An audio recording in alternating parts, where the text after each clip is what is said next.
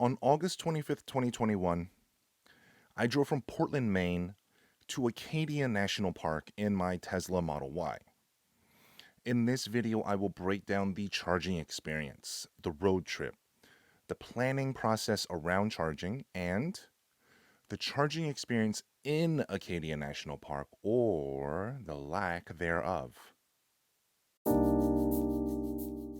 So again, my wife was operating on zero sleep. No one in my car was really thrilled at the idea of sitting there for 5 hours and 30 minutes. Hey everyone, I'm Steve Young. On this channel, we help electric vehicle owners with a focus on the New York, New Jersey, and Connecticut area. This means local rebates and tax incentives, performance of local charging networks, and climate, because the East Coast has 4 distinct seasons, and weather affects battery and solar performance. We'll start with the road trip itself because it will set the stage for this entire video. The trip took about 3 hours. The distance we traveled is approximately 175 miles. This was the third leg of our road trip from the New York City area to Maine.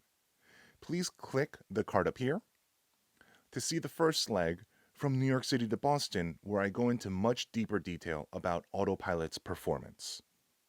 Okay, so the stage is set. Let's talk about the charging experience.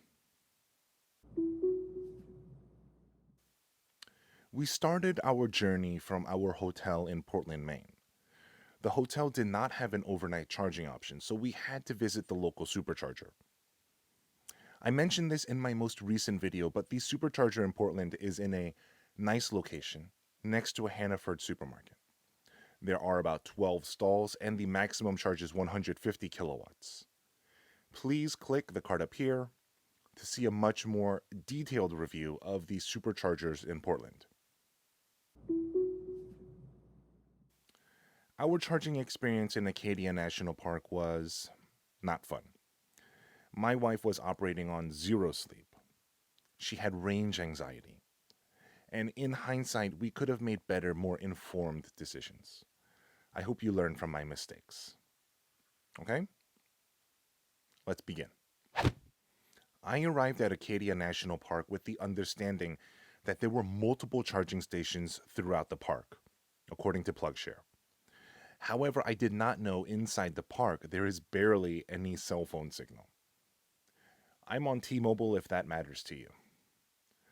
I couldn't really connect to PlugShare to see where the chargers were. Well, after 20 to 30 minutes of driving around looking for charger number 1, we abandoned that idea. And we started researching on PlugShare again.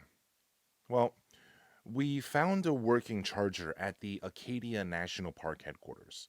The headquarters, in my opinion, looks like a large maintenance shed, so it's easy to get confused, but we did find it. There are 2 Clipper Creek J-plug stations.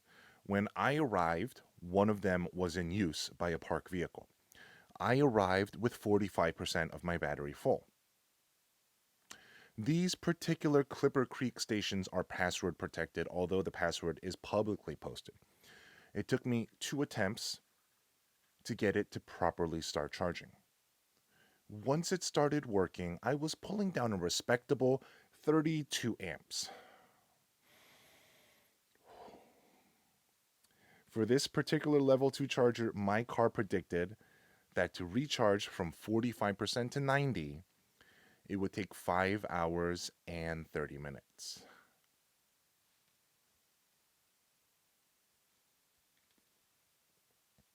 So again, my wife was operating on zero sleep. No one in my car was really thrilled at the idea of sitting there for 5 hours and 30 minutes behind a maintenance shed with nothing to do. My wife wanted to go back an hour away to the supercharger in Brewer, Maine, charge the car to 100%, and then return to Acadia.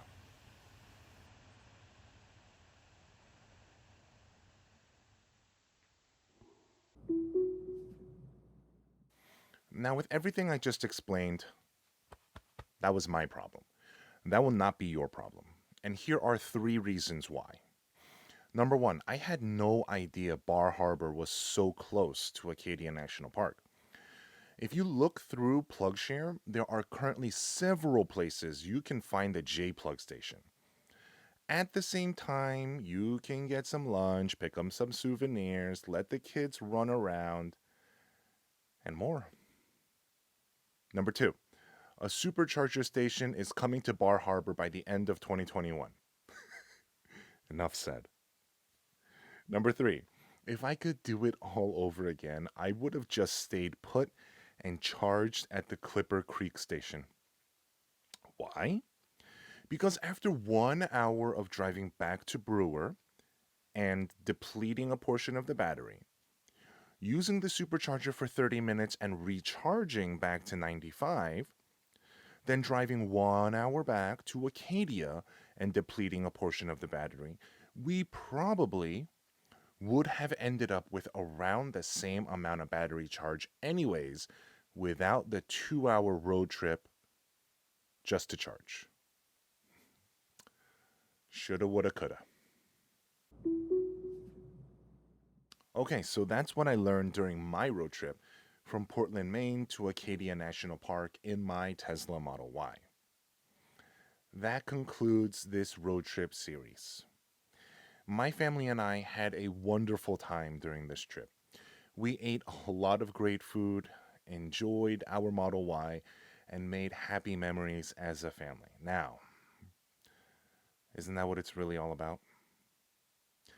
I hope this video helped you prepare for your own road trip in some way. If it did, please consider hitting the like button or subscribing to the channel. My name is Steve Young, and thank you so much for watching.